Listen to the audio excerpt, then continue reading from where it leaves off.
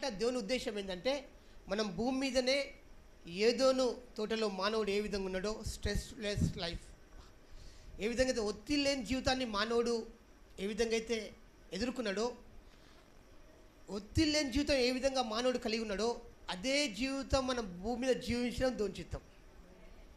హల్లెలూయా.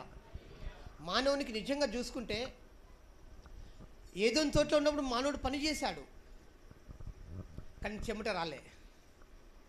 కానీ ఎప్పుడైతే ఏదోని తోట నుంచి బయటకు వచ్చాడో దేవుడు చెప్పాడు, నువ్వు చెమట కార్చి నీవు కష్టపడతావు అని చెప్పాడు. అప్పటి నుంచి మానవునికి స్ట్రెస్ అనేది ప్రారంభమైంది, అప్పటి వరకు లేదు. అయితే దేవుడు యేసు ప్రభు ఏం చేశాడంటే, కడవరి ఆదాముగా యేసు ప్రభు ఈ భూలోకానికి వచ్చి మళ్ళీ మనకు స్ట్రెస్లెస్ లైఫ్, ఒత్తిడి లేని జీవితం జీవించడానికి ఆ కృపను యేసు మనకి ఇచ్చిపోయాడు. ఆమేన్, హల్లెలూయా. యేసుక్రీస్తు శిష్యులు కూడా స్ట్రెస్లో జీవించారు. యేసు చనిపోయిన తర్వాత, యేసు ప్రాణం పెట్టిన తర్వాత, సమాధి చేయబడిన తర్వాత యేసు శిష్యులు కూడా భయపడ్డారు. మా జీవితం ఇప్పుడు ఎట్లా ఉంటుంది, ఇన్ని దినములు అంటేనేమో మేము యేసయ్య పాటు తిరిగినాము, కానీ ఇప్పుడు మా జీవితం ఏ విధంగా ఉంటుంది. వాడు ఒత్తిడికి గురయ్యారు, ఒత్తిడికి లోనయ్యారు వాళ్ళు, కానీ దేవుడు వాడిని బలపరిచాడు. వాళ్ళ ఒత్తిడి మొత్తం వెళ్ళిపోయింది.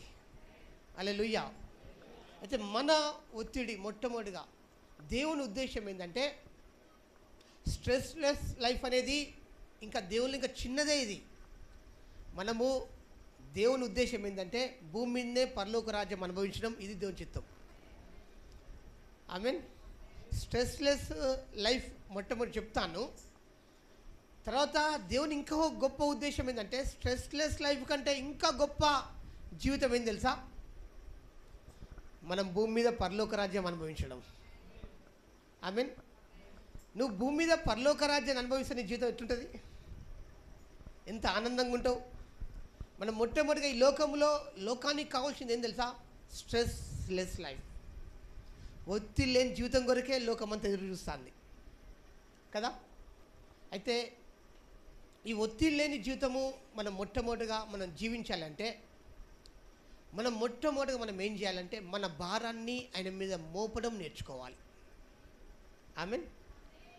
మన భారాన్ని ఆయన మీద, చాలామంది దేవుని బిడ్డలు మొట్టమొదటిగా ఇది ఏంటిదంటే, దేవుని బిడ్డలకు భారం అంతా వాళ్ళ హృదయాలనే ఉంచుకుంటారు, దేవుని మీద భారాన్ని మోపలే.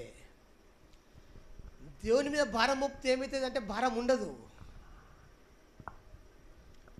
నువ్వు దేవుని మీద భారాన్ని మోపితే భారం దేవుడు భరిస్తాడు కదా. ఆమేన్. నువ్వు దేవుని మీద భారాన్ని ఇంకా మోపలే, నువ్వు నీ హృదయమున్నే ఆ భారాన్ని నువ్వు ఉంచుకుంటున్నావు. చాలా మాకు బైబిల్ కాలేజీలో ఒక మాట చెప్పిండు మా సార్. ఆ ఊరికి ఒకటే బస్సు వస్తుందట. బస్సు పోయి మళ్ళీ తెల్లారి ప్రయాణం తీసుకుని పోతుందట, మళ్ళీ సాయంత్రం వస్తుందట బస్సు. సాయంత్రం ఆ బస్సు వస్తుంటే అమ్మ ఆ యొక్క తల మీద ఆ బరువు పెట్టుకుని వెళ్తుంది. బస్సులో తక్కువ ఉన్నారు, కొంతమంది ఉన్నారు అని ఆ డ్రైవర్ ఏం చేశాడు, అమ్మ బస్ ఆపి కూర్చోమ్మా అని చెప్పిండు. కొద్ది దూరము వెళ్ళిపోతుంటే ఎందుకో ఇక దగ్గరికి వచ్చింది, ఊరు దగ్గరికి వచ్చినప్పుడు డ్రైవర్ చూస్తే ఆ అమ్మ అదే భారాన్ని పెట్టుకున్నదట మీద.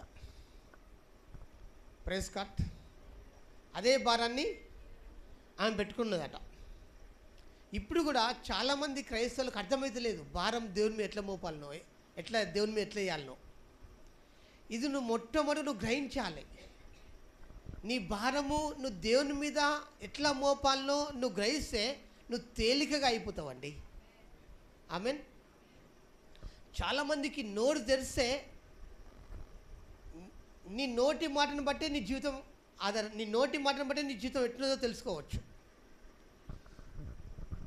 అప్పులు ఉన్నాయి, ఆ ఇంటికి పోతే వాళ్ళు ఏం మళ్ళతారు, దేని గురించి మళ్ళతారు వాళ్ళు. ఒక కుటుంబానికి అప్పులు ఉన్నాయండి, ఆ కుటుంబాల్లోనికి మనం పోయినాం, ఒక దైవ సేవకులుగా మేము పోయినాం అనుకో, వారు ఏమని మళ్ళతారు, ఎక్కువ అప్పులు పోవడానికి ప్రార్థన చేయమని వాళ్ళు మళ్ళతారు. ఎందుకంటే వాళ్ళు అందులో లోనైతాలు కాబట్టి, గురైతాలు కాబట్టి. అంటే నీ జీవితము నువ్వు మాట్లాడే మాటలను బట్టి మనకు అర్థం చేసుకోవచ్చు నీ జీవితం ఎట్టున్నదని. అర్థమవుతుందండి? ఒక కుటుంబంలో ఎగ్జాంపుల్ చెప్తున్నాను. ఎవరికైనా అనారోగ్యం ఉంది కుటుంబంలో, మనం ఏం చెప్తాము? మా ఇంట్లో అనారోగ్యం ఉన్నది, ప్రార్థన. అంటే వాళ్ళు మాట్లాడే దాన్ని బట్టి మనం అర్థం చేసుకోవచ్చు ఏంటిదంటే వారిని ఏది వెళ్తాంది. సేమ్ అదేవిధంగా ఒత్తిడి లేని జీవితం మనల్ని ఏలాలి అంటే నీ భారము నీవు దేవుని మీద మోపడము నువ్వు తెలుసుకోవాలి. అది దేవుడే ఒక వ్యక్తికి ఇస్తాడు. ఆమె నన్ను ఒకరే చెప్తాను. హల్లెలూయా. నీ భారము నువ్వు దేవుని మీద మోపే విధానము ఎప్పుడైతే నువ్వు తెలుసుకుంటావో ఆ దేవుడు నీకు ఇస్తేనే అది మోపుతావు, లేకపోతే మోపలేవు. దేవుడే నీకు ఇవ్వాలి. లేకపోతే స్ట్రెస్సులనే గురై నువ్వు ఒక్కోనివే చెప్పుకోలేక కుమిలిపోతా అంటారు. చాలామంది ఇంకెట్టుంటారు తెలుసా? కొందరేమో మీది చూనికి నవ్వుతారు కానీ లోపల మొత్తం బాధనే ఉంటుంది. కానీ మనకు లోపల బయట దేవుడు ఆనందం ఇస్తాడు. హల్లెలూయా. కాబట్టి నీవు ఫస్ట్ ఇది నేర్చుకో. నీ భారాన్ని దేవుని మీద ఎట్లా మోపాలనో నువ్వు నేర్చుకోవాలి. Praise God. అప్పుడు నీకు నీ భారం అనేది వెళ్ళిపోతుందండి. అప్పుడు నువ్వు సులభంగా అయిపోతావు. నువ్వు ఒక్కటి చెప్పాలా, నువ్వు ఎంత తేలికగా ఉంటావో, ఎంత సులభంగా ఉంటావో నువ్వు అంత మంచిగా ఉంటావు. నువ్వు ఎంత టెన్షన్ లేని లైఫ్ ఉంటావో, టెన్షన్ లెస్ లైఫ్. చూడండి, నువ్వు ఎంత అయితే టెన్షన్ లేకుండా ఒత్తిడి లేకుండా ఉంటావో నీ జీవితం అంత బాగుంటుంది. నీ జీవితం ఎంత మంచిగా ఉంటుందో నీ కుటుంబం మీద ఆ ప్రభావం పడుతూ ఉంటుంది. లేకపోతే ఏం జరుగుతుందో తెలుసా అండి? వీళ్ళు ఒత్తిడికి గురై వాళ్ళు ఒత్తిడికి గురైతే కుటుంబంలో సమాధానం వెళ్ళిపోతుంది. సమాధానం అనేది ఉండదు కుటుంబాల్లో. దేవుని క్రిస్టియన్ కుటుంబాల్లో, దేవుని బిడ్డల కుటుంబాల్లో నిజంగా సమాధానం. దేవుని వాక్యం ఏం చెప్తుందంటే మనం సమాధానమే కాదు, సమాధాన పరిచేవారిగా మనం ఉంటాం. అది దేవుడు మన ద్వారానే ప్రపంచానికి శాంతి. ఆమెన్. డాక్టర్ కేఎల్ పాల్ గారు, చాలా సంతోషం నిజంగా. దైవ సేవకుల గురించి మళ్ళీ ప్రార్థన చేస్తున్నాం ఎన్నో సంవత్సరాలు. ప్రభు మళ్ళీ గొప్పగా లేవాలని దేవుని మహాకృపను బట్టి మళ్ళీ స్టార్ట్ అయింది. హల్లెలూయా. అయితే చూడండి, దేవుని వాక్యం ఏం చెప్తుంది? సమాధాన పరచువారు ధన్యులు, వారు దేవుని కుమారులన పడతారు. సమాధానం అంటే మన ఇంట్లో కుటుంబంలో సమాధానం మాత్రమే కాదు, సమాధానం పొర్లి పొంగడము దేవుని చిత్తము. సమాధానం పొర్లి పొంగటం కుటుంబాలలో. ఆమెన్. అందుకొరకు దేవుడు మనల్ని పిలిచిండు. ఆమెన్. హల్లెలూయా. కానీ నిజంగా సమాధానం ఏ కుటుంబంలో పొంగి పొరుతుంది? ఇక్కడ ఉన్నవారిలో, ఇక్కడ ఉన్నవారిలో సమాధానం ఎంతమంది కుటుంబాల్లో పొర్లి పొంగుతుంది? దానికి కారణం ఏంటిదంటే నీ భారము నువ్వే మోస్తున్నావు. నీ భారం ఇంకా దేవుని మీద మోపలే నువ్వు. నీ భారము అట్లని పరిస్థితులు రావని కాదండి. కోపం వస్తుంది కానీ వెంటనే వెళ్ళిపోతుంది. కానీ కోపంలో జీవించడం దోచితం కాదు. నువ్వు అసమాధానంలో జీవించడం దోచితం కాదు. వస్తాయి ఆటంకాలు, రావని కాదు. వాక్యం ఏం చెప్తుంది? అభ్యంతరాలు రాక మనవు. అభ్యంతరాలు వస్తాయి, వ్యతిరేకమైన పరిస్థితులు వస్తాయి. కానీ వ్యతిరేకమైన పరిస్థితులలో నీవు జీవించడము దేవుని చిత్తము కాదు. దేవుని చిత్తం ఏంటిదంటే నువ్వు ఒత్తిడి లేకుండా నువ్వు జీవించడమే దేవుని చిత్తం. ఆమేన్. హల్లెలూయా. ఇది ఒత్తిడి పోవాలంటే మొట్టమొదటిగా నీవు నీ పరిస్థితిని దేవుని మీద మోపన నేర్చుకోవాలి. అది దేవుడే నీకు నేర్పిస్తాడు. అది ఏ మనిషి ద్వారా వచ్చేది కాదండి. దేవుడు నీకు నేర్పిస్తాడే అది వెళ్ళిపోతుంది. అందుకే యేసు ప్రభువు చెప్తున్నాడు, మత్తయి సువార్త 11వ అధ్యాయం 28వ వచనం. మత్తయి సువార్త 11వ అధ్యాయము 28వ వచనం. ప్రయాసపడి భారము మోసుకొనుచున్న సమస్త జనులారా నా యొద్దకు రండి, నేను మీకు విశ్రాంతి కలుగజేయుదును. ఇక్కడ యేసు చెప్తాడు, ప్రయాసంతో మోస్తులాట. ప్రయాసపడి భారం, ప్రయాసపడి భారముతో ఉన్నారు చాలామంది. కానీ యేసు ఏం చెప్తున్నాడంటే ప్రయాసపడి భారం మోస్తున్న సమస్త జనులు, అంటే దేవుడు ప్రపంచం ఎంతమంది అయితే ప్రజలు యేసు ప్రభు దగ్గరికి వస్తారో వారందరికీ కూడా దేవుడు తేలిక చేయబోతున్నాడు. ఆమేన్. ఎంత ప్రయాస పడుతున్న ఏ వ్యక్తి అయినా కావచ్చు ప్రపంచంలో దేవుని దగ్గరికి వస్తే నిజమైన విశ్రాంతి దేవునికి ఇస్తాడు. అది ఇక్కడ నెక్స్ట్ అమ్మ, నేను సాత్వికుడను దీన మనస్సు గలవాడను గనుక మీ మీద నా కాడి ఎత్తుకొని నా యొద్ద నేర్చుకొనుడి. ఆమేన్. హల్లెలూయా. దేవుడు యేసు చెప్తున్న మాట ఏంటంటే ప్రయాసము, నువ్వు ప్రయాసపడడం దొంచితం కాదండి. Praise God. హల్లెలూయా. దేవుని యొక్క చిత్తం ఏంటంటే నువ్వు విశ్రాంతిలో ఉండడం దొంచితం. అంటే విశ్రాంతి తీసుకున్న వ్యక్తి ఎట్లుంటారు, అన్నీ మర్చిపోయి ఉంటారు కదా. ఆ విధంగా నువ్వు నిజమైన అంటే ఆ యొక్క పరలోక విశ్రాంతిలోకి పోకమునిపే నువ్వు భూమి మీద స్ట్రెస్లెస్ లైఫ్ అంత సులువుగా జీవించడం దొంచితం. ఈ జీవించాలంటే మొట్టమొదటిగా నీ భారాన్ని దేవుని మీద ఎట్లా వేయాలో దేవుని అడుగు నువ్వు. అది ఆమేన్. నీ భారాన్ని దేవుని మీద ఎట్లా వేయాలో, ప్రభా నేను భరించలేకపోతున్నా ప్రభా, నా భారాన్ని నువ్వు మోయి ప్రభా అంటే దేవుడు మోయడానికి సిద్ధంగా ఉన్నాడు. అందుకే ఆయన మన నిమిత్తము ఆల్మోస్ట్ 2000 సంవత్సరాల క్రితము కల్వరి శిలువలో మన కొరకు ప్రాణం పెట్టాడు. మనకు రక్షణ ఈయనకి మాత్రమే కాదు ఆయన ప్రాణం పెట్టింది అన్నీ. హల్లెలూయా. ఏరోప్లేన్ టికెట్ తీసుకుంటాం కదా, తీసుకున్నప్పుడు ఏరోప్లేన్ టికెట్లు ఏమొస్తాయి మనకు, ఏరోప్లేన్ టికెట్తో పాటు భోజనం కూడా ఉంటుంది మనకు.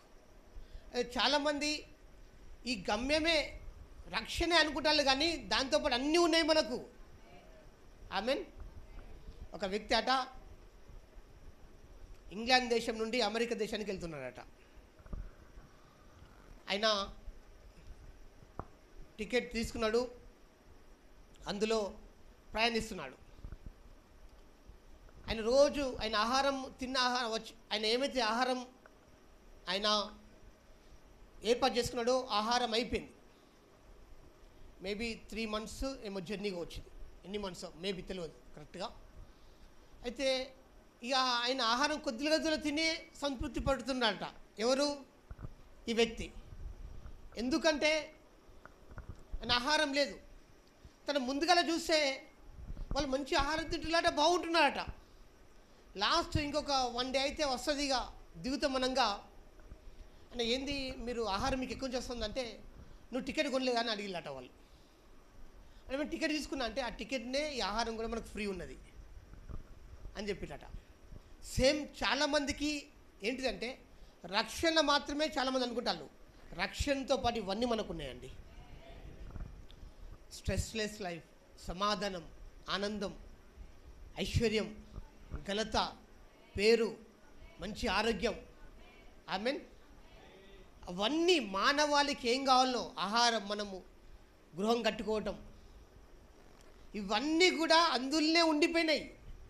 అయితే మనకు ఏం జరిగిందంటే ఇక్కడ ఈ ఒత్తిడి లేని జీవితం జీవించాలంటే నీవు నీ భారాన్ని దేవుని మీద ఎట్లా మోపాలో అది నువ్వు ఆలోచన, ఆ అనుభవం నీకు వచ్చినప్పుడే నువ్వు ఫ్రీ అయిపోతావు. లేకపోతే నువ్వు అందులోనే బాధపడతా అంటావు, అందులోనే బాధపడతావు నువ్వు. అయితే కాబట్టి ఇక్కడ దేవుడు యేసు చెప్తున్న మాట ఏంటంటే ఫస్ట్ నీ భారాన్ని దేవుని ఎట్లా మోపాలో దేవుని అడగండి. ఆమేన్. అడుగుతారా? నీ పక్కలతో సెకండ్ చెప్పండి. నీ భారాన్ని దేవుని ఎట్లా మోపాలో దేవుణ్ణి అడుగు. ఆమేన్. నువ్వు ఎప్పుడైతే నీ భారాన్ని దేవుని మీద మోపడము నువ్వు ఎప్పుడైతే నేర్చుకుంటావో నీ జీవితము చాలా ఆనందంగా సంతోషంగా నువ్వు జీవిస్తావు. ఆమేన్. ఇది మనకు గుడ్ ఎగ్జాంపుల్ ఎవరు తెలుసా అండి? దావీదు. కీర్తన గ్రంథము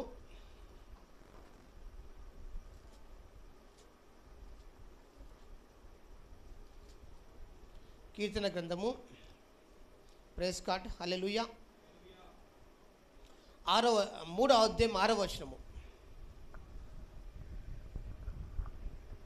10,000 మంది దండెత్తి నా మీదికి వచ్చి మోహరించినను నేను భయపడను. ఆమేన్. ఇక్కడ చెప్తున్నాడు మాట ఏంటంటే 10,000 మంది నా మీదకి వచ్చి మోహరించినను నేను భయపడను.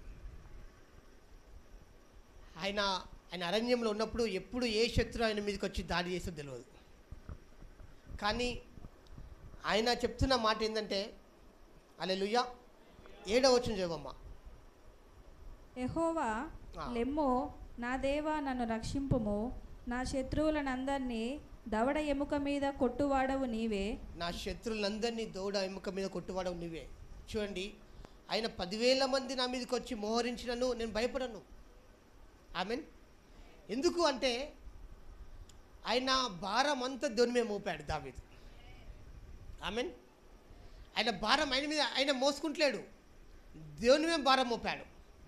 అయితే ఈ భారం మోపడం రావాలంటే మొట్టమొదటిగా నీ దేవుడు ఎటువంటి వాడో నీకు తెలియాలి. దేవుడు నీకు ఎటువంటి వాడో నీకు తెలియాలి అంటే నువ్వు దేవుళ్ళు ఆరాధించడం నేర్చుకోవాలి, సంతోషించడం నేర్చుకోవాలి. ఆమేన్, హల్లెలూయా. నీవు చూడండి, వారానికి ఒక్కోసారి సంఘానికి వచ్చినావు అనుకో, వారానికి ఒక్కోసారి దేవునితో సహవాసం ఉన్నావు అనుకో, నువ్వేం నేర్చుకోలేవు. రోజు ఇంటికి పోయిన తర్వాత కూడా నువ్వు నిశ్చయముగా ఇంటి దగ్గర నువ్వు వ్యక్తిగతంగా దేవునితోటి దేవుని సన్నిధిలో గడపడం నువ్వు ప్రారంభించాలి. వ్యక్తిగతంగా దేవునికి నీకు ఒక సంబంధం కలిగి ఉండాలి. ఆమేన్. ఎప్పుడైతే అప్పుడే ఇది వ్యక్తిగత ట్రైనింగ్ అండి. ఒక్కొక్క వ్యక్తి విడుదల పొందుకునే ట్రైనింగ్ ఇది. అందుకే మనం చాలామంది సాక్ష్యాలు వింటాంటాం కదా, అవి అనుభవించిన సాక్ష్యాలు చెప్తాంటారు. దేవుడు నా జీవితంలో ఇటువంటి పరిస్థితి ఉండే, ఇటువంటి పరిస్థితి దేవుడు నన్ను విడిపించిండు అని చెప్తాడు. సేమ్ ఇది అదేవిధంగా నువ్వు దేవుని మీద నీ భారాన్ని మోపినప్పుడు నువ్వు ఇతరులకు సాక్షిగా జీవిస్తావు, ఇతరులకు సాక్షిగా నువ్వు ఉంటావు. దావీదు మీద వచ్చి ఎవరు పడేది తెలియదండి. ఒకసారి దావీదు అరణ్యంలో ఉన్నప్పుడు ఆయన చెప్పిండు, ఒక వ్యక్తి వచ్చి, దావీదు అరణ్యంలో లేడా, మా దగ్గర ఉన్నాడు, నువ్వు 3,000 మందితో రా, నేను దావీదుని పట్టిస్తా అని చెప్పిండు. ఆ రాత్రి దావీదును తరమనికి సౌలు వస్తే చూడండి, దావీదు చేతికే దేవుడు సౌలును అప్పగించాడు. అంటే చూడండి, దావీదు యొక్క నమ్మకం ఏంటంటే ఆయన చూస్తున్న ఆ పరిస్థితులు కాదు, దేవుడు ఆయన ఆధారం. ఆమేన్. కాబట్టి మన జీవితంలో నువ్వు వ్యక్తిగతంగా దేవుణ్ణి ఆధారం చేయడం నేర్చుకోవాలి. నువ్వు దేవుణ్ణి ఆధారం చేసుకుంటే నీ మాటల్లో నీకు అది కనబడుతూ ఉంటుంది. అయితే ఎవరు దేవుణ్ణి ఆధారం చేసుకుంటారంటే, దేవుణ్ణి ఎవరు ఆధారం చేసుకుంటారంటే, ఎవరైతే దేవునికి ఎవరైతే అవకాశం ఇస్తారో ప్రతిదినము వారికి దేవుడు ఒక బలమైన కోట వలె ఉంటాడు, ఒక బలమైన దుర్గం వలె ఉంటారు వాడికి. ఆమేన్. అనేక ఆటంకం నుంచి విడిపించి నిన్ను ఒక గొప్ప సాక్షిగా దేవుని నిలబెడతాడు. ఈ దినం మనము దావీదు యొక్క సాక్ష్యం వింటున్నాం. నిజంగా ఆయన ఎటువంటి భయంకరమైన పరిస్థితి తెలుసా, ఆయన అరణ్యంలో తిరుగుతా అంటే చాలా భయంకరమైన పరిస్థితులు ఎదుర్కొన్నాడు ఆయన. కానీ ఆయన చెప్తున్న మాట, ఆయన టెస్ట్ మన్ ఏంటంటే, ప్రభువా 10,000 మంది దండెత్తి నా మీదకి వచ్చిన, అంటే 10,000 మంది ఒక్క వ్యక్తి వస్తేనే, 2 వ్యక్తులు వస్తేనే నిద్ర ఉండదు. కానీ దావీదు చెప్తున్న మాట, 10,000 మంది వచ్చినా నేను మాత్రం ప్రభువా నేను నిరభ్యంతరంగా ఉంటా, నేను పడుకొని, ఇంకో దగ్గర చెప్తున్నాడు, నేను పడుకొని నిద్రపోయి మేలుకుంటాను తండ్రి, నేను సంతోషంగా ఉంటా, నేను ఆనందంగా ఉంటా ప్రభువా చెప్తున్నాడు. ఎందుకంటే దేవుడే నాకు ఆధారం అని చెప్తున్నాడు. ఆమేన్. అయితే నీవు స్ట్రెస్ లైఫ్ నువ్వు జీవించాలంటే మొట్టమొదటిగా నీ భారం ఆయన మీద వేయడం నువ్వు తెలుసుకోవాలి. నీ భారం ఆయన మీద వేయకపోతే నువ్వే మోసంటావండి, నువ్వే మోసి నువ్వే కృంగిపోతా అంటావు. అది దోచితం కాదండి. దోచితం ఏంటంటే, నువ్వు దేవుని మీద ఎవరు మోపుతారు అంటే, ఎవరైతే దేవునికి వ్యక్తిగతంగా అవకాశం ఇస్తారో వారు మాత్రమే మోపుతాంటారు. దేవుని మీద ఆధారపడటం, దేవుడే నాకు సర్వస్వం అని తెలుసుకోవాలి. ఆమేన్. నిజంగా ఈ దినము కొంతమంది ఈ దినం మన దగ్గర వర్షాలు రాలే సంఘానికి, ఒక సండే రాకపోతే ఏందో విధానం వేరు. కానీ ఎవ్రీ సండే వాళ్ళు వస్తారంటే దేవుని వాళ్ళు ఆధారం చేసుకుంటలేరు. దేవుణ్ణి ఆధారం చేసుకునేవారు ఏ ఆదివారం వదిలిపెట్టరండి. దేవుణ్ణి ఆధారం చేసుకున్న వాళ్ళు, దేవుణ్ణి ఆధారం చేసుకున్న వాళ్ళు మాత్రమే నిరభ్యంతరంగా ఉంటారు. నిజంగా దావీదుకు వచ్చిన పరిస్థితులు మన ఇజ్రాయెల్ పైలో ఎవరికి నచ్చినాయా?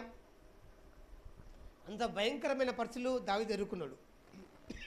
కానీ మరి ఆయన ఎంత బాగా జీవించాడు, ఎంత సంతోషంగా జీవించాడు దావీదు. ఎంత ఆనందంగా జీవించాడు. ఎందుకట్లా అంటే చూడండి, ఆయన భారము దేవుని మీద మోపడం నేర్చుకున్నాడు ఆయన. కాబట్టి నా భారం అంతా దేవుడు తీసేసిండు. నా భారం అంతా నేను దేవుని మీద వేసేస్తా. నీ భారాన్ని దేవుని మీద వేసే ఆ కృపను కూడా దేవునికి ఇస్తాడు. దేవుడిచ్చే కృప అది మనకు. ఆ కృప కలిగినప్పుడే మన భారాన్ని మనం దేవుని మీద మోపుతాం. లేకపోతే నువ్వు ఎట్లా బాధపడతావు తెలుసా? నా ఇంట్లో నన్ను చూసుకుంటలేరు, నా బయట వాళ్ళు నాకు దూరంగా ఉన్నారు, నేను ఎవరికి నేను దూరంగా, అందరికి నేను దూరంగా ఉన్నాను, ఎవరికి నేను ఇష్టంగా లేను, వ్యతిరేకమైన పరిస్థితులను ఏళ్తున్నాయి. ఆ భారములో ఉండి కృంగిపోతా అంటావు.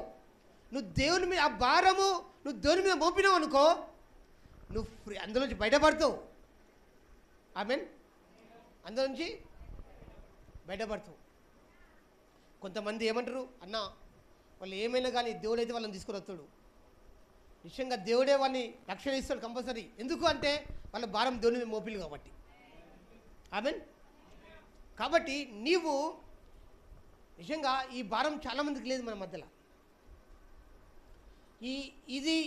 ఇది కనుక నీకు వస్తే, నువ్వు దేని మీద నీ భారాన్ని మోపే స్థితికి వస్తే నీ మాట విధానం మారిపోతుంది. నీ మాట విధానం ఎట్లా తెలుసా? దేవుడు కార్యనిష్ఠ అని చెప్తావు. పరిస్థితులు మాట్లాడేవారు ఉంటారు, పరిస్థితులు జయించిన విధంగా మాట్లాడేవారు ఉంటారు. నువ్వు నీ భారం కనుక నువ్వు దేవుని మీద మోపితే నీ మాటలు జయించిన వాళ్ళ వల్ల నీ మాటలు వస్తాయి. ఆమేన్. కాబట్టి స్ట్రెస్లెస్ లైఫ్ మొట్టమొదటిగా ఏం చేయాలంటే దేవుని మీద నీ భారాన్ని మోపడం నేర్చుకోవాలి. అప్పుడే నీ భారం, ఎప్పుడైతే నువ్వు దేవుని మీద భారం మోపడం ప్రారంభిస్తావో నువ్వు తేలికగా అయిపోతావు అండి. నువ్వు సునాయాసంగా అయిపోతావు. ఇది రావాలంటే ఏం చేయాలంటే దేవుడే నీకు ఇస్తాడు. నీ పనుల భారం కూడా అండి, నీ పనుల భారం కూడా దేవుని వాక్యం ఏం చెప్తుంది? నీ పనుల భారం యెహోవా మీద మోపు అని వాక్యం సెలవిస్తాను. ఆమేన్. హల్లెలూయా. చూడండి, పనులతోటి చాలామంది స్ట్రెస్తో ఉంటారు పనులతోటి.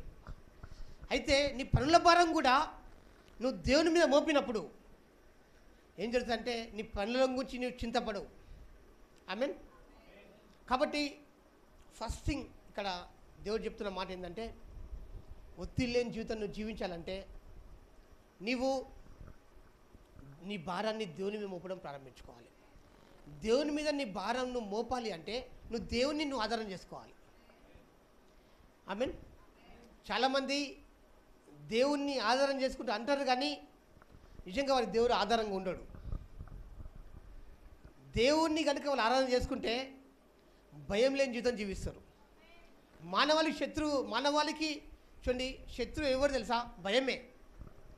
చాలామంది ఎందుకు భయంలో జీవిస్తారు? నా కుటుంబం ఏమైపోతుందో, 90% ఎట్టుంటే అని భయం. ఆ భయం ఏలి నీ ఆ భయంలో ఉండిపోతారు చాలామంది. ఆ భయం అని ఎట్లా పోతుంది తెలుసా అండి? దేవుని సన్నిధి ద్వారా భయం వెళ్ళిపోతుంది. ఆమేన్. ఆ భయం ఎట్లా వెళ్ళిపోవాలో దేవుడు నీకు తెలియజేస్తాడు. హల్లెలూయా. కాబట్టి ఫస్ట్ థింగ్, మనము స్ట్రెస్లెస్ లైఫ్ మనం జీవించాలంటే మొట్టమొదటిగా ఫస్ట్ నీ భారము దేవుని, నీ పక్కలతో చెప్పండి, నీ భారం దేవుని మీద మోపని చెప్పు. నీ భారం దేవుని మీద మోపని చెప్పండి. ఆమేన్. ఈవెన్ చదువు విషయంలో కూడా, నువ్వు చేసే జాబ్ దగ్గర అయినా కానీ, అన్నిటి విషయంలో ఒత్తిడి నుంచి నువ్వు బయట వచ్చేస్తావు నువ్వు. ఆమేన్. నీ భారం దేవుని మీద మోపినప్పుడు, ఈ భారం దేవుని మీద మోపాలంటే ఏం చేయాలంటే ఫస్ట్ ఆయనకు నీకు వ్యక్తిగత సహవాసం. నిజంగా హల్లెలూయా. దేవుడు తోటి వ్యక్తిగత సంబంధం. దేవుని సన్నిధిలో 1 గంట సేపు గడిపేవారు ఎంతమంది ఉన్నారు? ఒకరోజు 1 గంట సేపు. Praise God. Very good. ఒకరోజు 1 గంట సేపు గడుపుతున్నారా స్త్రీలు? చూడండి, ఎత్తండి. ఒకరోజు 1 గంట సేపు ఎంత గడుపుతున్నారు? ఒకరోజు 1 గంట సేపు 1 అవర్ లేపండి. 1 అవర్ మీద గడిపినా కానీ ఎత్తండి. హల్లెలూయా. నీకు ఫస్ట్ దేవుని సన్నిధి ద్వారానే మనం ఈ లోకం చేస్తామండి. మన సొంతగా మనం జయించలేం, మన వల్ల కాదు. నువ్వెంత సొంతగా జయించాలన్నా ఇంకా నీకు ఎక్కువనైతే అంటది. కొంతమంది చూడండి, లోకంలో తాగుతుంటారు కదా, నేను బంద్ చేస్తా అంటే బంద్ చేస్తారా వాళ్ళు? ఇంకేమవుతుంది? ఇంకెక్కువైతే అంటది. అదే దేవుని దగ్గరికి వస్తే దేవుడు ఒక్కోసారి తాకితే ఆ తాగుడు మొత్తం పోతుంది. సేమ్ అదేవిధంగా నీ జీవితంలో కూడా సమస్యలు నువ్వు ఎంత జయించాలన్నా అవి అట్లే ఉంటాయి, దేవుడు తీయేస్తాడు. అయితే ఇది నీ శక్తి ద్వారా కాదు, నీ బలం ద్వారా కాదు, ఆయన ఆత్మ ద్వారా మాత్రమే కార్యం జరుగుతుంది. అందరు చెప్తాం దేవుని ఆత్మ ద్వారా. అమ్మ నోరుని వారు అందరు చెప్దాం. చెప్తలేరు, అందరు చెప్తలేరు. దేవుని ఆత్మ నీలో కార్యం చేసినప్పుడే ఈ కార్యం జరుగుతాయి. దేవుని ఆత్మ నీలో కార్యం చేయాలంటే ఎట్లా కార్యం చేస్తాడు? ఆయన సన్నిధి ద్వారా. ఆయన సన్నిధి అనుభవించే కృప నీకు తెలవాలి. ఆయన సన్నిధి అనుభవించే కృప ఎంతైతే ఆయన సన్నిధి, ఇంకో చెప్పాలా, చాలామంది ఆయన సన్నిధి అనుభవిస్తారు కానీ మళ్ళా ఈ ప్రత్యక్షత వచ్చినప్పుడే అందులోంచి బయటపడతారు. దేవుని సన్నిధి అనుభవించడం దాని ముందు సబ్జెక్ట్ చెప్తా. అయితే ఫస్ట్ దేవుని ప్రజెన్స్.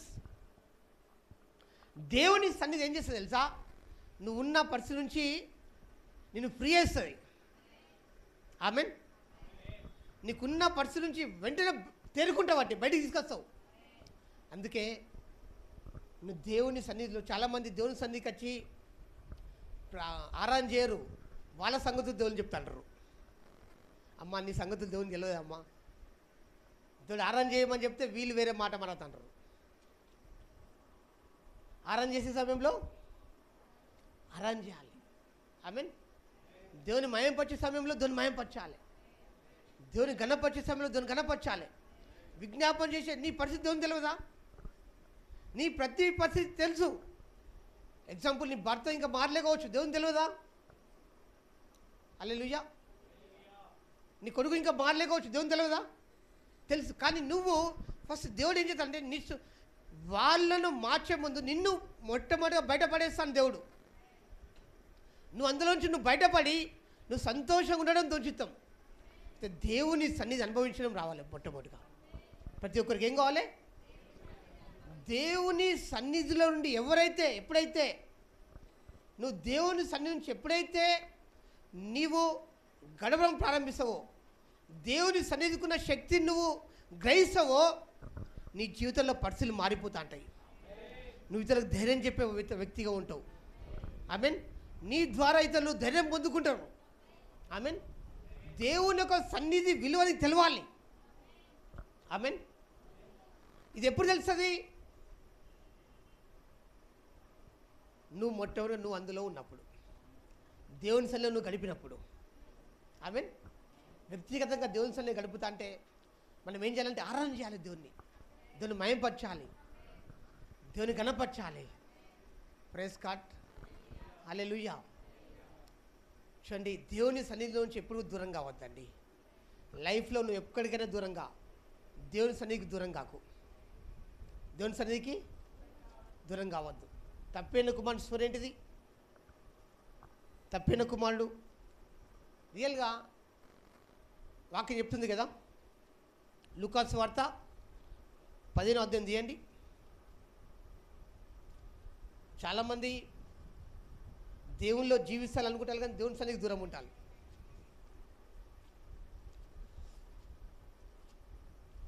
లూకాసు వార్త 10వ అధ్యాయము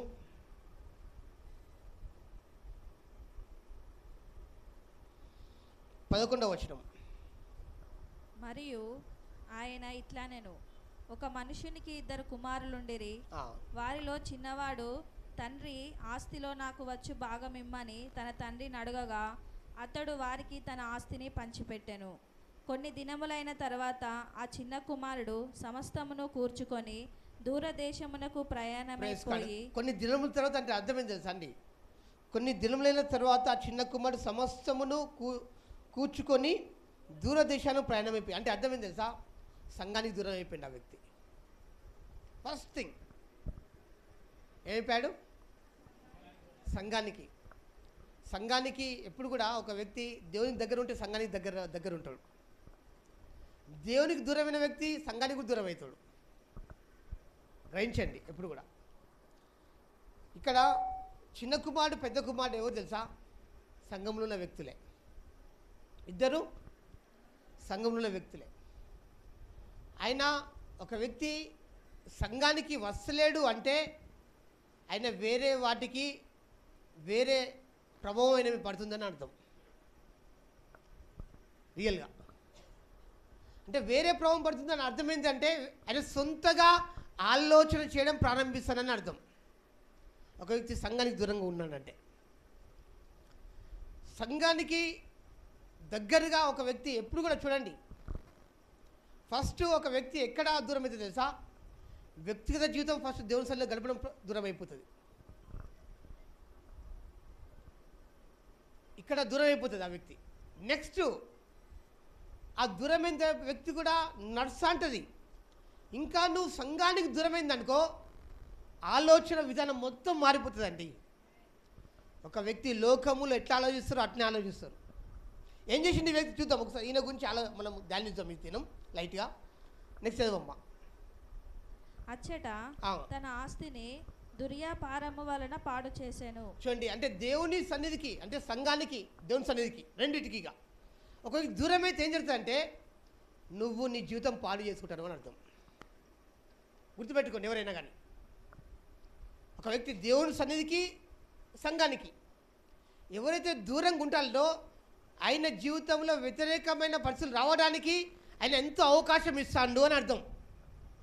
ఈయన ఎందుకు ఈయన తండ్రి దగ్గర ఉండి అక్కడ ఉండి ఎంజాయ్ చేయొచ్చు కదా అంటే, నా తండ్రికి నేను అభ్యంతరకరంగా ఉంటా అనుకుని ఏం చేసిందంటే దూరదేశం పోతే నన్ను ఎవరు చూడరు అనుకున్నాడు ఆయన. మరి ఏమైపోయింది? బాగుపడ్డా? ఫస్ట్ లాస్ అవ్వడం ప్రారంభించిండు. ఒక వ్యక్తి సంఘానికి దేవుని సన్నిధికి దూరం అవుతా అంటే అన్నీ లాస్ అవుతా ఉంటాయి. నెక్స్ట్ చదవమ్మా ఏం జరిగిందో. అదంతయు ఖర్చు చేసిన తర్వాత మొత్తం ఫస్ట్ దిగజారిపోయిండు. అంతా ఎంతో ఆస్తిపరుడు, లక్షాధికారి, కానీ ఏమైపోయిండు?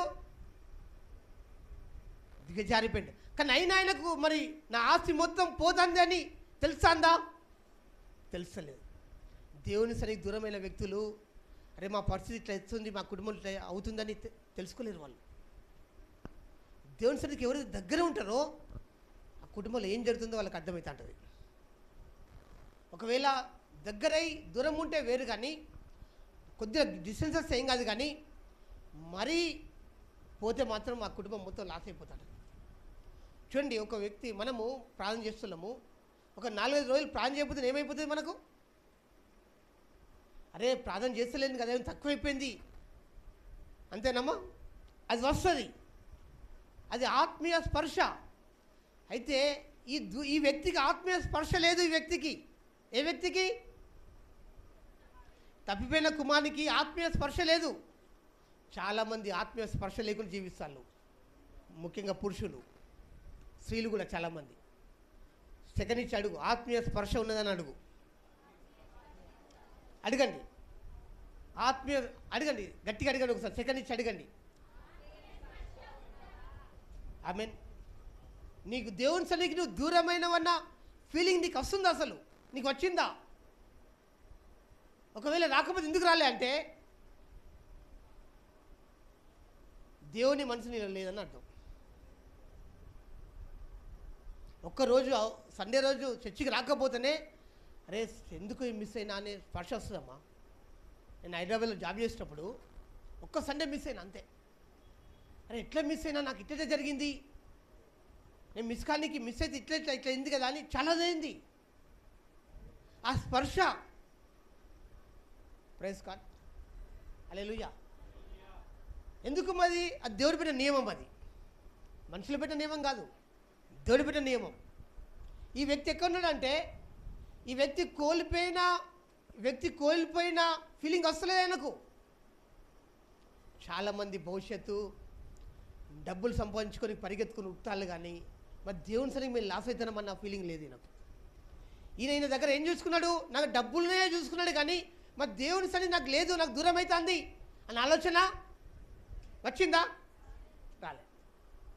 నెక్స్ట్ చదవండి. ఆ దేశమందు గొప్ప కరువు రాగా వాడు ఇబ్బంది పడసాగి. చూడండి, నెక్స్ట్ ఏమైతే ఇబ్బంది పడి తాగుతాడు అంటే నేను ఇబ్బంది పడుతున్నాను వచ్చింది, కానీ మరి ఇబ్బంది ఎందుకు వచ్చింది అని గ్రహిస్తలేడు. చాలామంది కూడా ఆత్మీయమైన చూడండి ఏంటిది అంటే ఆత్మ సంబంధమైన స్పర్శ లేక వాళ్ళు ఇబ్బంది పడుతున్నా కానీ ఇబ్బంది పడుతున్న ఫీలింగ్లో ఉండలేరు. కొంతమంది జీవితంలో కొన్ని సమస్యలు ఎదురవుతాయి. అరే ఎస్, ఈ సమస్య ఎందుకు వస్తుందో వెంటనే గ్రహిస్తారు. ఈ సమస్య సైతాన్ ద్వారా వచ్చిందా, నేను దేవునికి దూరం ఉన్నందుకు వచ్చిందా గ్రహిస్తారు. ఆ గ్రహించే స్పర్శ నీకు వస్తలేదు అంటే నువ్వు దేవుల్లో నీ జీవితం ఎక్కడికి పోతావు నీకు అర్థం అవుతలేదని అర్థం. అది డేంజరస్. ఏంటి డేంజరస్ తెలుసా? నీ డబ్బులు ఉండడు కాదు, డబ్బు ఇవాళ లేకపోతే రేపు ఉంటుందండి. డబ్బు వస్తుంది, సంపాదించుకోవచ్చు. కానీ దేవుని సన్నిధికి దూరం అయితే అది నీకు తెలియకపోవడం ఇదే గుడ్డితనం జీవితంలో. ఆత్మ సంబంధమైన గుడితనమే ఇది. డబ్బు కాదు, డబ్బు కోటీశ్వరులరు, మరి సమాధానం ఉన్నదా? మరి ఆనందం ఉందా? చూడండి, ఇది ఆత్మ సంబంధమైన గుడితనం. ఆ వ్యక్తికి ఇంకా కూడా తప్పిపోయిన కుమారునికి ఇంకా స్పర్శ వస్తలేదు. చాలామందికి నిజంగా నువ్వు దేవుని సన్నిధి దూరమైన స్పర్శ నీకు వచ్చిందా ఎప్పుడన్నా? My dear brother and sister, ఒకవేళ రాకపోతే నువ్వు డేంజరస్లో ఉన్నావు అని అర్థం. ఆత్మీయ డేంజరస్లో ఉన్నావు. నువ్వు ఆత్మీయ మంచిగా ఉంటే, ఆరోగ్యం కలిగి ఉంటే, చూడండి ఒక వ్యక్తి ఆరోగ్యంగా ఉన్నాడని ఎట్లా తెలుస్తుందండి? ఒక్కరోజు ఆకలి కాకపోతే తెల్లని ఏమవుతుంది? ఆకలి స్పర్శ తెలుస్తుంది కదా. ఒక 2 రోజులు ఆహారం తినకుండా అరే ఎస్ నేను తినాలే అనే స్పర్శ వస్తుంది. 10 రోజులైంది ఆహారం ఆకలి అయితే లేదంటే ఏంటిది అర్థం? లోపలేమో డ్యామేజ్ అయిందని అర్థం. సేమ్ ఆత్మీయ కోణంలో ఈ వ్యక్తికి తప్పిపోయిన కుమారునికి ఏమైపోయిండు అంటే ఆయన ఎంత దిగజారిపోతుందో అర్థమవుతలేదు. ఆయన దిగజారిపోయి కారణం ఏంటిది చెప్తారు ఎవరైనా? అమ్మా ఇక్కడ ఓకే, ఇక్కడ సంఘానికి దూరం, ఇక్కడ దిగజారిపోయి కారణం ఏంటిది? తండ్రి ఆధ్వర్యంలో లేడు ఇక్కడ, అంతేనా? అంటే తండ్రి, మన పరలోకపు తండ్రి దేవుడు పెట్టిన, యేసు పెట్టిన సంఘ క్రమం చర్చి కాపరిగా దేవుడు నన్ను పెట్టాడు. ఈ క్రమంలో నువ్వు ఉండాలి. ఆమేన్. ఈ క్రమంలో నువ్వు ఉన్నప్పుడు ఓకే, ఈయన వ్యక్తి గురించి చూద్దాం. ఇంకా చదవండి అక్కడ చదవండి. వెళ్ళి ఆ దేశస్థులలో ఒకని చెంత చేరెను. అతడు పందులను మేపుటకు తన పొలములలోనికి వానిని పంపెను. ఇక్కడ ఏం జరిగిందంటే చూడండి, ఆ డబ్బు మొత్తం ఖర్చు అయిపోయినా కానీ స్పర్శ రాలే నాకు. ఎవరికి? సేమ్ దేవుని సన్నిధికి దూరమైన వ్యక్తుల జీవితం కూడా అట్లే ఉంటుంది. నువ్వెంత లాస్ అయ్యేది కూడా నీకు అర్థం కాదు. అదే నువ్వు దేవుల్లో సన్నిధిలో గడుపుతా అంటే ఎస్ నాకు ఈ పరిస్థితి ఎందుకు వచ్చింది, సంథింగ్ ఈజ్ రాంగ్, నేను తప్పు చేసిన, లేకపోతే ఎక్కడో మిస్టేక్ అవుతుంది అని నువ్వు గుర్తిస్తావు. అప్పుడు నీ జీవితం బాగా అయిపోతుంది. ఈ వ్యక్తి లాస్ట్కి డబ్బులు పోయినాయి, ఆయన రాజకుమారుడు, రాజు లెక్క జీవించాలే, కానీ ఏమైపోయిందినా డబ్బులు వెళ్ళిపోయినాయి. లాస్ట్కు కరువు, తినలేని పరిస్థితి అట, తినలేని పరిస్థితికి వచ్చేసిండు. మరి తినలేని పరిస్థితికి వచ్చి మళ్ళీ ఎక్కడికి పోయిండు? పందులు మేపే అక్కడికి పోయి. నిజంగా ఈయన రాయల్ లైఫ్ ఎట్టుంటుంది? ఈయన రాయల్ లైఫ్ ఎంత అసలు అటువంటి స్మెల్ ఎప్పుడైనా చూసిండు ఆ లైఫ్లో? అటువంటి పరిస్థితికి ఎందుకు దిగజారిపోయిండు? తండ్రి యొద్ద నుంచి వెళ్ళిపోయిండు కాబట్టి, దేవుని సన్నిధికి దూరం అయిపోయిండు కాబట్టి. అవునా కదా? అక్కడికి పోయినా ఇంకా బుద్ధి వస్తలేదు, అక్కడికి పోయినా ఇంకా అసలు నా జీవితం ఇట్లెందుకైంది అని ఆలోచన వస్తలేదు ఆయనకు. ఎందుకంటే ఆత్మీయ స్పర్శ లేదు, ఆత్మ సంబంధమైన స్పర్శ లేదు. నీ పక్కలో చెప్పండి, ఆత్మ సంబంధమైన స్పర్శ మరి ఉన్నదా అని అడుగు ఒక్కసారి. ఉన్నదా? గట్టిగా ఇద్దరిని అడిగి, ఇటువంటి అడగండి. ప్రేస్ కార్డ్ అలా ఇద్దరిని అడగండి. హల్లెలూయా. దేవుని పిల్లల జీవితంలో దేవుని కళ జరగాలంటే ఆత్మ సంబంధమైన స్పర్శ ఇంపార్టెంట్. ఆమేన్. హల్లెలూయా. ఎక్కడికి పోయిన లాస్ట్కు? పందులు మేపే పుట్టు దగ్గరికి వచ్చింది. అంటే చూడు, ఒక రాజభోజనం చేసే వ్యక్తి ఎందుకు ఈ స్థితి వచ్చింది? ఆయన్నే తీసుకొచ్చుకున్నాడు. అవునా కదా? నెక్స్ట్ వాడు పందులు తిను పొట్టుతో తన కడుపు నింపుకొని ఆశపడేను. చూడండి ఈ పొజిషన్ ఎక్కడ లాస్ట్కు రాజభోజనం రాజ ప్లేస్లో తినేవాడు ఎక్కడికి వచ్చిందంటే ఆ పందులు తినే, చూడండి మరి స్పెషల్ భోజనం కూడా కాదు, ఆ పందులు తినే భోజనం అది కూడా పందులు కాంపిటీషన్కి వస్తున్నాయి. చూడండి అంటే ఇక్కడ పందులు అంటే ఏం తెలుసా అండి? అటువంటి వ్యక్తులు, కుక్కలు అంటే అటువంటి వ్యక్తులు, అటువంటి పరిస్థితులు, అటువంటి వ్యక్తులతోటి చూడండి నీ లైఫ్ దిగజారుతుందా? ఏదో మంచిగా ఉన్నదా? ఒక దిగజారితే ఎక్కడ మరి మిస్టేక్ అయింది దేవుని పిల్లల జీవితాల్లో? ఎందుకైంది? దేవుని అడుగు నువ్వు, దేవుడే నీకు మంచి అందిస్తాడు. హల్లెలూయా, ఆమేన్. అన్నీ కోల్పోయాడు కదా, సమాధానం కోల్పోయాడు, ఆనందం కోల్పోయాడు. ఇలా రాజు ఇంట్లుంటే ఎప్పటికీ నాట్యాలు చేసేవారు, డ్రామాలు చేసేవారు, అన్నీ కోల్పోయాడు. ఆయన రాజ వస్త్రాలు బంగారు నగలు వేసుకుంటాడు, అవన్నీ అయిపోయినాయి, మొత్తం వెళ్ళిపోయినాయి. ఎందుకు కారణము? దేవుని సన్నిధికి దూరమైన కారణం. అంతేనా కదా? ఒక వ్యక్తి, అందుకే చూడండి దేవుని సన్నిధి దూరమైన వ్యక్తులు అన్నీ కోల్పోతారండి లైఫ్లో. రూతు యొక్క అత్తమ్మ పేరు ఏం పేరు? నయోమి. ఎక్కడి నుంచి ఎక్కడికి వెళ్ళి వాళ్ళు యెరూషలేమును వదిలిపెట్టి, దేవుని యొక్క కదా ఇల్లును వదిలిపెట్టి మోయాబు దేశానికి వెళ్ళిపోయారు. మరి ఏం జరిగింది? దేవుని సన్నిధికి దూరం అయ్యేసరికి వ్యతిరేకమైన పరిస్థితులు ఎదురొచ్చినాయి. My dear brother and sister, వ్యక్తిగతంగా దేవుని సన్నిధి దగ్గర ఉన్నవా? మొట్టమొదటి స్ట్రెస్లెస్ లైఫ్ మనం జీవించాలి. ఈ వ్యక్తి స్ట్రెస్ వచ్చిందా? అయితే స్ట్రెస్లెస్ లైఫ్లో ఉన్నాడా? తప్పిపోయిన కుమారుడు కదా. ఎందుకు వచ్చింది స్ట్రెస్ లైఫ్? దేవుని సన్నిధి దూరమైంది కాబట్టి. రియల్గా నీవు కూడా నువ్వు దేవులో జీవిస్తున్నావు అనుకుంటున్నావు, కానీ దేవుని సన్నిధికి దూరంగా ఉంటున్నావు. దేవుని స్పర్శ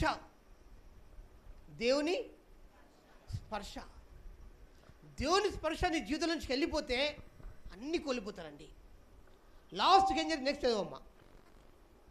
కానీ ఎవడనో వానికి ఏమీ ఇయ్యలేదు, ఏమీ దొరుకుతలేదట, భయంకరమైన పరిస్థితి. నెక్స్ట్, అయితే బుద్ధి వచ్చినప్పుడు వాడు, నా తండ్రి యొద్ద ఎంతో మంది కూలివాండ్రకు అన్నము సమృద్ధిగా ఉన్నది. Praise God. బుద్ధి వచ్చిందట. ఆమేన్. ఏమొచ్చిందట? నీ పక్కలతో చెప్పండి, బుద్ధి తెచ్చుకో అని చెప్పండి. ఒక క్వశ్చన్ అడగండి, నీకు బుద్ధి వచ్చింది అని అడగండి. ఒక్కోసారి దేవుని సన్నిధిలో మరి తండ్రి సన్నిధికి పోదామన్న బుద్ధి వచ్చిందని ఒకసారి అడగండి. No problem. తండ్రి సన్నిధికి పోదామన్న వ్యక్తిగతంగా నీ వ్యక్తిగత జీవితంలో రోజు కనీసం గంట సేపు. హల్లెలూయా. ఎప్పుడైతే తండ్రి సన్నిధికి వచ్చిందో మళ్ళీ అన్నీ వచ్చినాయి, నాకు కోల్పోయినాయి అన్నీ వచ్చినాయి. ఆమేన్, హల్లెలూయా. తండ్రి సన్నిధికి వచ్చేసరికి ఫస్ట్ మొట్టమొదటిగా తండ్రి ఏం చేసిండంటే, దూరం నుంచి వస్తా అంటే, దేవుని దగ్గర నుంచి దూరం అయితే ఏ స్మెల్ ఉన్నది? పందుల స్మెల్ ఉన్నది. నీ దగ్గర దేవుని సన్నిధికి నువ్వు ఉంటే సువాసన స్మెల్, సువార్త అనే స్మెల్ వస్తుంది, దేవుని సన్నిధి అనే స్మెల్ వస్తుంటుంది. కొంతమంది వ్యక్తులు వస్తుంటేనే అమ్మా దేవుని సన్నిధి స్మెల్ వస్తుంటుంది, రియల్. కొందరు గృహాలలో అడుగు పెడితే సమాధానమైన స్మెల్ ఉంటుంది, ఆనందమైన స్మెల్ ఉంటుంది. కొందరు గృహాలలో అడుగు పెడితే గొడవలే అనే స్మెల్ ఉంటుంది, వ్యతిరేకమైన పరిస్థితులే స్మెల్ ఉంటుంది. నిజంగా స్మెల్ ఉంటాయి తెలుసా ఆత్మీయ జీవితంలో. కాబట్టి ఇంకా కొంతమంది జీవితంలో లేమి అనే స్మెల్ ఉంటుంది, దరిద్రమైన స్మెల్ ఉంటుంది. ఇవన్నీ వెళ్ళిపోతాయి ఎప్పుడైతే ఆ వ్యక్తి దేవుని సన్నిధికి వచ్చిన. దేవుడు మన తండ్రి ఎంత గొప్ప చూడండి, మంచిగా వినండి. నువ్వు తండ్రి సన్నిధికి దూరమైన తండ్రి నేను ప్రేమిస్తూనే ఉంటాడు. కానీ ఎవరు కోల్పోతారు? తండ్రి కోల్పోతారా? అది సంఘము. చాలామంది సంఘానికి రాకపోతే ఎవరి పరిస్థితి? వాళ్ళు కోల్పోతారు. బస్సు లేట్ అవుతుందని బస్సు ఎక్కకపోతుంటే ఆ రోజు ప్రయాణము ఆగిపోతుంది. అవునా కదా? సేమ్ అదే విధంగా మన జీవితంలో తండ్రి సన్నిధికి మనం రావాలి, తండ్రి సన్నిధికి మనం పరిగెత్తుకొని రావాలి. తండ్రి అట్నే ఉంటాడు. తండ్రి ఎప్పటికీ ప్రేమిస్తూనే ఉంటాడు. ఆమేన్. మనం తండ్రి సన్నిధికి రావాలి, వచ్చి దేవుని సన్నిధి గడపాలి. ఎప్పుడైతే ఈ తప్పిపోయిన కుమారుడు తండ్రి సన్నిధికి వచ్చిందో ఫస్ట్ తండ్రి కౌలించుకున్నాడట. ఈ అనుభవంలో నువ్వు ఉండు, తండ్రితో కౌలించుకున్న అనుభవంలో నువ్వు ఉండు. తండ్రి ఏం చేసిండు? తప్పులు మొదట పెట్టిండా? నీ దగ్గర స్మెల్ వస్తుంది, నువ్వు దూరం ఉండని చెప్పిండా? ఆయన్నే వచ్చి కౌలించుకున్నాడు. తండ్రి వచ్చి ముద్దు మన చూడండి మెడమే కౌలించుకున్నాడట, మెడమే ముద్దు పెట్టుకున్నాడట తండ్రి వచ్చి. అది తండ్రి మనల్ని ప్రేమించే విధానం. యేసుక్రీస్తు రక్తం ద్వారా తండ్రి మనల్ని ఆ విధంగా ప్రేమిస్తున్నాడు. ఎంత ధన్యులం మనము, ఎంత గొప్ప ధన్యత మనకున్నది. హల్లెలూయా. ఎప్పుడైతే తండ్రి సన్నిధికి వచ్చిండో మళ్ళీ ఏం జరిగింది? ఆ దినమే గొప్ప విందు. మళ్ళీ రాజ వస్త్రాలను ఆయన ధరించడం ప్రారంభించాడు. ఆమేన్. మళ్ళీ అధికారం వచ్చింది మళ్ళీ ఆయనకు. హల్లెలూయా. ఎప్పుడైతే తండ్రి సన్నిధిలో ఎప్పుడైతే వచ్చాడో ఆ కుటుంబంలో ఏం జరిగింది? ఆయనకు ఆనందం ప్రారంభమైంది, సంతోషం ప్రారంభమైంది, సమాధానం పొర్లి పొంగుతుంది. ఆమేన్. అందరితో కలిసి కృపనిచ్చింది దేవుడు. ఆమేన్. తర్వాత అంతకుముందు ఎట్లుండే? తండ్రి సన్నిధి దూరమైనప్పుడు ఒంటరి జీవితం. కానీ ఎప్పుడైతే తండ్రి సన్నిధి పరిగెత్తుకుని వచ్చిండో అందరితోటి మనం అందరం కుటుంబం అమ్మ. ఈ సంఘం అంతా మనందరం ఒక కుటుంబం. ఒకరి భారాలు ఒకరు మోయాలి. ఒకరికి డబ్బులు వచ్చి ఇచ్చే విషయంలో తప్పే దూరం, కానీ మిగతా అన్ని భారాలు మనం మోయాలి. నిజంగా నీ కనుక ఉంటే నీ కనుక అది ఉంటే నిజంగా వితౌట్ ప్రేరేపిస్తే ఇచ్చేసాయి, నో ప్రాబ్లం. ఆమేన్. అంతేగాని ఒకరికొకరు అప్పులు ఇచ్చే విషయంలో మనం దూరంగా ఉండాలి. కానీ అంతేగాని మనందరం ఒక కుటుంబం, ఒకరి బాలను ఒకరు మోయాలి. ఆమేన్. హల్లెలూయా. ఎప్పుడైతే తప్పిపోయిన కుమారుడు తండ్రి దగ్గరకు వచ్చాడో మళ్ళీ ఆయన జీవితంలో లైఫ్ అనేది ప్రారంభమైంది. మళ్ళీ జీవితం చూడండి మళ్ళీ తెప్పరిల్లబడింది, సంతోషం వచ్చేసింది, ఆనందం వచ్చేసింది. నువ్వు కూడా దేవుని దగ్గర ఉంటున్నావు అనుకున్నావు, కానీ దేవుని దూరంగా ఉంటున్నావు. ఇప్పుడు దేవుని దగ్గర ఉండి దేవుని సన్నిధిలో గడుపుడు ప్రారంభించు. రోజుకు 2 గంటలు అవకాశం ఇయ్యి. గంటసేపు వాక్యం చదువు, గంటసేపు ప్రార్థన చేయి. ఒకవేళ కనుక వాక్యం చదువు నీకు రాకపోతే, ఎవరికైనా చదువు ఎవరైనా రాదమ్మా ఇక్కడ రాకపోతే ఏం చేయి తెలుసా? ఎవరితో చదివిపించుకో, దేవుని సన్నిధిలో గడుపు. ఒక 2 hours దేవుని సన్నిధికి ఇవ్వండి. 1 hour ఇచ్చినట్టు వారి జీవితాలు గొప్పగా ఉంటాయండి. ప్రతిరోజు 1 hour దేవుని సన్నిధికి చూసినావా, వారి జీవితాలు చాలా గొప్పగా ఉంటాయి. ఇంకా 2 గంటలు ఇస్తే నువ్వు ఇతరులకు ఆశ్చర్యకరంగా ఉంటావు. ఇంకా 3 గంటలు ఇస్తే అనేకులకు ఆశ్చర్యకరంగా దేవుడిని పెడతాడు. హల్లెలూయా. మనం తండ్రితోటి వ్యక్తిగతంగా ఒక వ్యక్తి ఎట్ట రావాలంటే వ్యక్తిగతంగా తండ్రి స్వరం వినే స్థితికి రావాలి. తండ్రి దూరం ఉంటే మన దగ్గర ఉంటే పడతాడా? యాక్చువల్లీ తండ్రి దూరం ఉన్నా అని మళ్ళీ తండ్రి, కానీ ఆ స్వరం నువ్వు వినలేవు. చాలామంది దేవుని బిడ్డలు ఆత్మీయ చెవులు దూరం ఉండేసరికి తండ్రి మళ్ళతాండు. ఈ తప్పిపోయిన కుమార్తె తండ్రి మాట్లాడలేదా అంటే ఇక్కడ నుండి మాట్లాడి, ఇంట్లో ఉండి మాట్లాడిండు, నా కుమార్తె ఎప్పుడు వస్తావని. ఆయనకి వినపడుతుందా? వినపడదు. ఎప్పుడు వినపడ్డది? తండ్రి దగ్గరికి ఎప్పుడైతే అతుకున్నప్పుడు అప్పుడు తండ్రి స్వరం వినపడింది. సేమ్ దేవుడు చెప్తాడు, నువ్వు అతుకోమని చెప్తాడు.